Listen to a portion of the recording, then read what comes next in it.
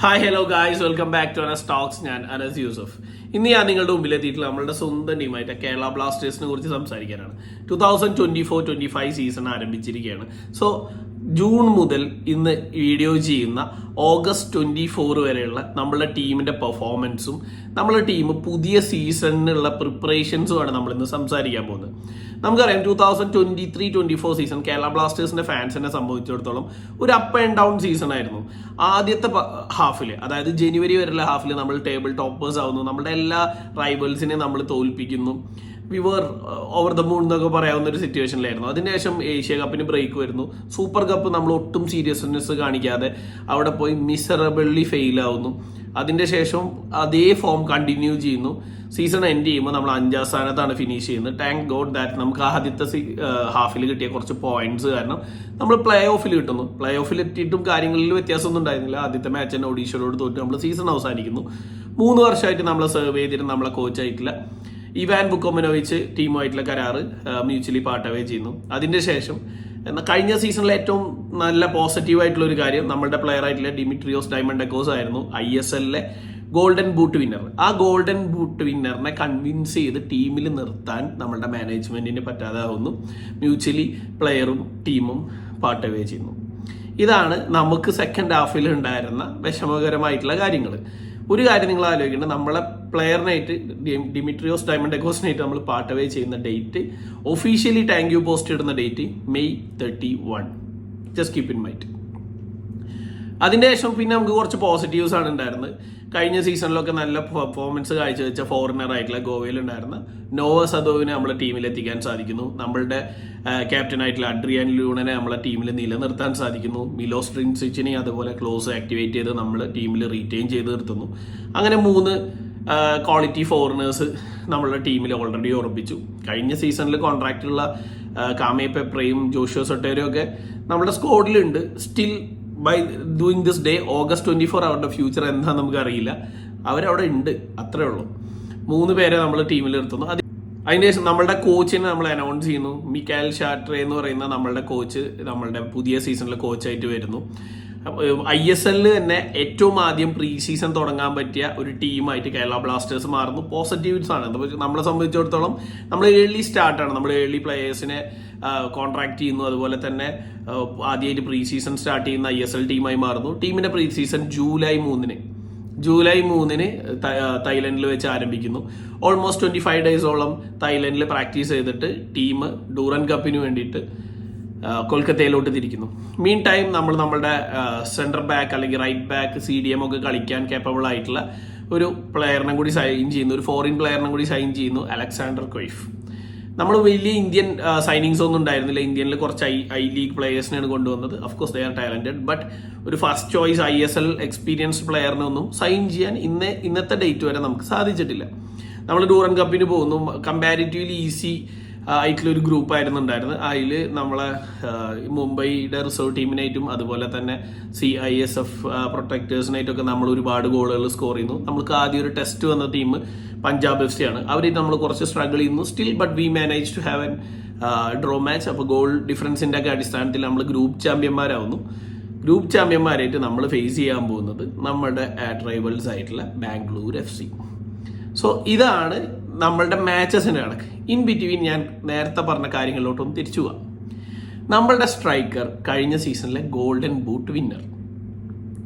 നമ്മൾ officially thank you post ഇടുന്ന date അദ്ദേഹത്തിന്റെ കോൺട്രാക്ട് കഴിയുന്ന ഡേറ്റ് ആയിട്ടില്ല May 31. June, July, August may be 1 week left. Replacement ഇതുവരെ നമുക്ക് ഫൈൻഡ് ഔട്ട് ചെയ്യാൻ പറ്റിയിട്ടില്ല. ഓക്കെ, അലക്സാണ്ടർ കൊയ്ഫ് എന്ന് പറയുന്ന നമ്മളുടെ സെന്റർ ബാക്കിനെ നമ്മൾ അനൗൺസ് ചെയ്തിട്ട് നമുക്ക് ആ പ്ലെയറിനെ അവൈലബിൾ ആയത് ജസ്റ്റ് 1 വീക്ക് ബാക്ക്. സോ ആ പ്ലെയറിനും നമുക്കൊരു പ്രോപ്പർ 6 വീക്ക് പ്രീ സീസൺ ഇല്ല. നമ്മൾ ഈ നാടോടികളെ പോലെ പറയുമ്പോൾ നല്ല കാര്യമാണ്, നമുക്ക് തായ്ലൻഡിൽ പോയി പ്രാക്ടീസ് ചെയ്യാൻ പറ്റി. It's A good thing. അവിടുത്തെ ഫെസിലിറ്റീസ് ടോപ്പ് നോച്ച് ആയിരുന്നു. ഗോൾ കീപ്പർ പ്ലെയേഴ്സ് ഹാപ്പിയാണ്, കോച്ചുമാർ ഹാപ്പിയാണ്, എല്ലാവരും ഹാപ്പിയാണ്. അതിനുശേഷം നമ്മൾ കൊൽക്കത്തയിൽ പോയി. കൊൽക്കത്തയിൽ നമ്മൾ മാച്ച് തോറ്റു. ഇനി ആ മാച്ചിനെ കുറിച്ച് ഞാൻ കൂടുതൽ പറയണില്ല, പക്ഷെ ആ മാച്ച് നമ്മൾ തോറ്റു. Still we are in Kolkata. കൊൽക്കത്തയിൽ നമുക്ക് ട്രെയിൻ ചെയ്യാൻ പറ്റും, ടീമുകളായിട്ട് കളിക്കാൻ പറ്റും, നല്ല കാര്യമാണ്. പക്ഷെ എന്തുകൊണ്ടാണെന്നറിയോ, നമുക്കൊരു ട്രെയിനിങ് ഗ്രൗണ്ട് ഇല്ല. നമ്മൾ ട്രെയിൻ ചെയ്തിരുന്ന പനമ്പള്ളി നഗർ ഗ്രൗണ്ട് സ്പോർട്സ് കൗൺസിലിന്റെ ടെൻഡർ അവസാനിച്ചു. പുതിയ ടെൻഡർ നടപടികൾ ആരംഭിക്കുന്നുള്ളൂ. നമ്മൾ അതിൽ കിട്ടുന്നില്ല. നമ്മൾ വേറെ ട്രെയിനിങ് ഗ്രൗണ്ട് കൊച്ചിയിൽ തന്നെ മറ്റൊരു ലൊക്കേഷനിൽ സെറ്റ് ആക്കിക്കൊണ്ടിരിക്കുക. അത് ഇതുവരെ സെറ്റ് ചെയ്തിട്ടില്ല. പ്രോ ആക്റ്റീവായിട്ട് വർക്ക് ചെയ്യേണ്ട ഒരു സ്ഥലമാണത്. ഒരു ഫുട്ബോൾ ടീമിന് ഏറ്റവും അത്യാവശ്യമുള്ള കാര്യം അത് പ്രാക്ടീസ് ചെയ്യുക, അത് കളിക്കാൻ സ്ഥലം ഉണ്ടാവുക എന്നുള്ളതാണ്. ആ കാര്യം ചെയ്യാൻ കഴിഞ്ഞിട്ടില്ല. But somehow management is managing that. Plan B C D ഒക്കെ ഇട്ട് എവിടെയാണോ നമ്മൾ നിൽക്കുന്നത് അവിടെ കുറച്ചും കൂടി ദിവസം കൂടുതൽ നിന്ന് തായ്ലൻഡിൽ നിന്ന പ്ലാന് നമ്മളോട് ഓൾറെഡി അനൗൺസ് ചെയ്ത പ്ലാനിനെ കാട്ടി 4-5 ദിവസം കൂടുതൽ അവിടെ നിൽക്കുന്നു. എന്നിട്ട് ഡയറക്റ്റ് കൊൽക്കത്തയിൽ പോകുന്നു. കളി തോറ്റിട്ടും കൊൽക്കത്തയിൽ നിൽക്കുന്നു. This is like, do you think it's professional? നമ്മളുടെ ഗതികേടാണ്. ഇതാണ് ഓരോ ഭാഗത്തുനിന്ന് ഉണ്ടാകുന്ന കാര്യങ്ങൾ. ഒരാഴ്ചയും കൂടിയുള്ള ട്രാൻസ്ഫർ വിൻഡോ ക്ലോസ് ചെയ്യാൻ. എന്തായാലും ഒരു സ്ട്രൈക്കർ വരും. In couple of days time സ്ട്രൈക്കറിന്റെ അനൗൺസ്മെന്റ് വരും. ഇനി ആള് വിസ കിട്ടി നമ്മളുടെ ടീമിന്റെ കൂടെ ജോയിൻ ചെയ്യുമ്പോൾ ലെസ് ദെൻ 2 വീക്കാണ് ISL തുടങ്ങാനുള്ളത്. ആൾക്ക് 2 ആഴ്ചത്തെ പ്രോപ്പർ പ്രീ സീസൺ പോലും ആ പ്ലെയറിന് കിട്ടില്ല. എല്ലാ വർഷവും നമ്മളിത് അനുഭവിക്കുന്നതാണ്. കാമേ പെപ്രെ കഴിഞ്ഞ വർഷം ജോയിൻ ചെയ്തത് UAE-ലാണ്. അതിന്റെ മുമ്പ് ഡിമിട്രിയോസ് ഡയമണ്ടക്കോസ് ജോയിൻ ചെയ്തത് UAE ടോറിലാണ്. എല്ലാ പ്രാവശ്യവും ഇങ്ങനെ തന്നെ. ഈ പ്ലേയേഴ്സ് എല്ലാവരും ഇനീഷ്യലി ഫസ്റ്റ് സീസണിൽ സ്ട്രഗ്ലിംഗ് ആണ്. 5 മാച്ച് കഴിഞ്ഞിട്ട് ഗോൾ സ്കോർ ചെയ്യുന്നവര്, 8 മാച്ച് കഴിഞ്ഞിട്ട് മര്യാദക്ക് കളിക്കുന്നവര്, ഇതാണുള്ളത്. നമ്മൾ ആ പ്ലെയർ പുതിയ പ്ലെയറാണ്, ടീമിനോട് സിങ്ക് ചെയ്യാൻ ടൈം എടുക്കും, വെയിറ്റ് ആൻഡ് വാച്ച് എന്ന് പറഞ്ഞിരിക്കും. ഇവിടെ നമ്മളുടെ മാനേജ്മെന്റ് എന്താണ് നമ്മൾ ഫാൻസിന് ഷെയർ ചെയ്യാൻ ഉദ്ദേശിക്കുന്ന message? May 31 officially thank you post ഇട്ട. ഒഫീഷ്യലി താങ്ക് യു പോസ്റ്റ് ഇടുമ്പോൾ അഫ്കോഴ്സ് അതിന്റെ അറ്റ്ലീസ്റ്റ് ഒരാഴ്ചക്ക് മുമ്പെങ്കിലും അവർക്ക് ഇൻഫോർമേഷൻ ഉണ്ട്, this player is not going to continue. So ആ ഡേറ്റ് വെച്ച് നോക്കുമ്പോൾ 3 മാസം കഴിഞ്ഞു. 100 പ്രൊഫൈൽ നോക്കി 200 പ്രൊഫൈൽ നോക്കി എന്നൊക്കെ പറഞ്ഞ് PR ടീമുകൾ വരുന്നുണ്ട്. അങ്ങനെ എത്ര പ്രൊഫൈൽ നോക്കി എന്നുള്ളതല്ല, റിസൾട്ട് എവിടെ, ഔട്ട്പുട്ട് എവിടെ എന്നുള്ളതാണ്. ഡൂറൻ കപ്പിൽ നമ്മൾ കളിച്ച കളി ബാംഗ്ലൂരിനായിട്ട് നമ്മളുടെ അവൈലബിൾ ആയിട്ടുള്ള റിസോഴ്സ് വെച്ചിട്ടാണ് നമ്മൾ കളിച്ചത്. അപ്പുറത്തെ സൈഡിൽ അവർക്ക് എല്ലാവരും ഉണ്ട്. അവർക്കൊരു മിഡ്ഫീൽഡിൽ ഫോറിൻ പ്ലെയർ ഉണ്ട്, അവർക്ക് സ്ട്രൈക്കിങ്ങിൽ ഫോറിൻ പ്ലെയർ ഉണ്ട്, അവർക്ക് പകരം ഇറക്കാൻ സ്ട്രൈക്കറിന്റെ ഒരു പ്ലെയറിന്റെ പകരം ഇറക്കാൻ വേറെ പ്ലെയേഴ്സ് ഉണ്ട്. എല്ലാം അവൈലബിൾ ആണ്. നമുക്ക് ആരുമില്ല. നമ്മളിത് ഡിസേർവ് ചെയ്യുന്ന ആൾക്കാരല്ല. ഇത് അവരുടെ എന്താ പറയുക, ഒരു ഒന്നുകിൽ അവരുടെ ഒരു ഫിലോസഫി, അല്ലെങ്കിൽ അവരുടെ ഇത്ര മതി, ഇവന്മാർക്ക് ഇത്ര കൊടുത്താൽ മതി, അല്ലെങ്കിൽ ഇതിനെ കൊണ്ട് വലിയ കാര്യമൊന്നുമില്ല എന്നുള്ള ഒരു തോട്ട് പ്രോസസ് ആയിരിക്കാം. ഫാൻസ് റിയാക്ട് ചെയ്യുന്നുണ്ട്, ഫാൻ ഗ്രൂപ്പുകൾ റിയാക്ട് ചെയ്യുന്നുണ്ട്, എന്തൊക്കെ രീതിയിൽ റിയാക്ട് ചെയ്യാൻ പറ്റുമോ അതൊക്കെ രീതിയിൽ എല്ലാവരും ചെയ്യുന്നുണ്ട്. But still nothing. ഇപ്പോഴും സ്ട്രൈക്കർ വരും, ഇന്ന് വരും, നാളെ വരും, ആ ഒരു സാധനത്തിലാണ് പോണേ. സ്ട്രൈക്കർ വന്നല്ല ആവോ? ഇല്ല. നമുക്കൊരു പ്രോപ്പർ നമ്മളുടെ മിഡ്ഫീൽഡർ കളിച്ചിരുന്ന ജീക്സൺ നമ്മൾ നല്ല ട്രാൻസ്ഫർ ഫീ വാങ്ങിയിട്ട് ഈസ്റ്റ് ബംഗാളിന് കൊടുത്തു. റീപ്ലേസ്മെന്റ് വന്നിട്ടില്ല. റീപ്ലേസ്മെന്റ് ഓക്കെ, നമുക്ക് മനസ്സിലാക്കാം. നമ്മുടെ ടീമിൽ തന്നെ കളിക്കുന്ന പ്ലേയേഴ്സ് ഉണ്ട്, ഓക്കെ, അവരെ വെച്ച് അണ്ടർസ്റ്റാൻഡ് ചെയ്യാം. പക്ഷെ അവരൊരു കപ്പ് വിൻ ചെയ്യുന്ന ഒരു ക്വാളിറ്റിയുള്ള പ്ലേയേഴ്സ് അല്ല. അവര് യങ്സ്റ്റേഴ്സ് ആണ്. അവർ നല്ല ക്വാളിറ്റിയുള്ള പ്ലേയേഴ്സാണ്. ചിലപ്പോൾ പോയ പ്ലെയറിനെക്കാട്ടി നല്ല ക്വാളിറ്റി ആയി വരും. പക്ഷെ അവർക്ക് ടൈം വേണം. So you are going for a shield or you are going for to win a cup, you need a proper players in the team. അതുപോലെ തന്നെ സ്ട്രഗ്ലിങ് ചെയ്യുന്ന ഒരുപാട് ഡിപ്പാർട്ട്മെന്റ് ഉണ്ട്. റൈറ്റ് വിങ്ങർ കളിക്കാൻ ആളില്ല, അപ്പോൾ ലെഫ്റ്റിൽ നിന്നുള്ള ആള് റൈറ്റ് കളിക്കട്ടെ.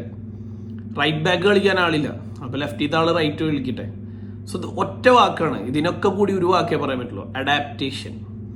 This is what our club is. So guys, so players, you adapt. ലെഫ്റ്റിൽ ആളില്ല, റൈറ്റിൽ അഡാപ്റ്റ് ചെയ്യും. അതേപോലെ എവിടെയാണ് ആളില്ലാത്ത അവിടെ നിങ്ങൾ അഡാപ്റ്റ് ചെയ്യണം. അതുപോലെ തന്നെ എനിക്ക് ഫാൻസിനോടും കാര്യം പറയാനുള്ളത്, യു ഗൈസ് അഡാപ്റ്റ്. ഇതാണ് സിറ്റുവേഷൻ. സീരിയസ്ലി ഇതാണ് സിറ്റുവേഷൻ. കൂടുതൽ നെഗറ്റീവായിട്ടോ നിങ്ങൾ ഇതിനെ കുറിച്ച് സംസാരിച്ചിട്ടോ കാര്യമില്ല. ഇനി കൊയ്ഫ് എന്ന് പറയുന്ന ഒരു പ്ലെയർ നല്ല ടച്ചസ് ഉള്ള നല്ല പ്ലെയറാണ്. ആ പ്ലെയറിന് നമുക്ക് മിഡിൽ ഇടുക എന്നുള്ളതാണ് ഓപ്ഷൻ ഉള്ളത്. കൂടെ ഇനി വിപിൻ ഇഞ്ചുറി മാറി വരണം, ബാക്കിയുള്ള പ്ലെയേഴ്സ് സ്റ്റെപ്പ് ഔൺ ചെയ്യണം. ഇനി അവരൊരു ഒരുമിച്ച് ഒരു 10-20 ദിവസം ട്രെയിൻ ചെയ്യുമ്പോൾ ദേ വിൽ ഗെറ്റ് ഇംപ്രൂവ്. സ്വാഭാവികമായിട്ടും ഒരുമിച്ച് 20 ദിവസം കൂടിയൊക്കെ ട്രെയിൻ ചെയ്യുമ്പോൾ ഇമ്പ്രൂവ് ആവും.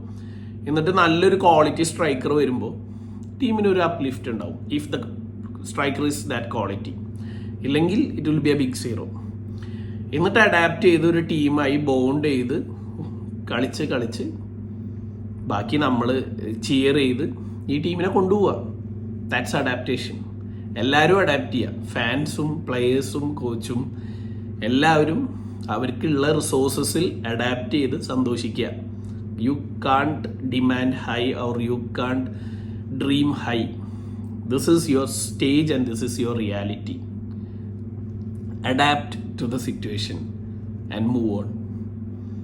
സോ ഗൈസ്, മറ്റൊരു വീഡിയോ ആയിട്ട് കാണുന്നവരെ ബൈ ഫ്രം യൂസഫ്.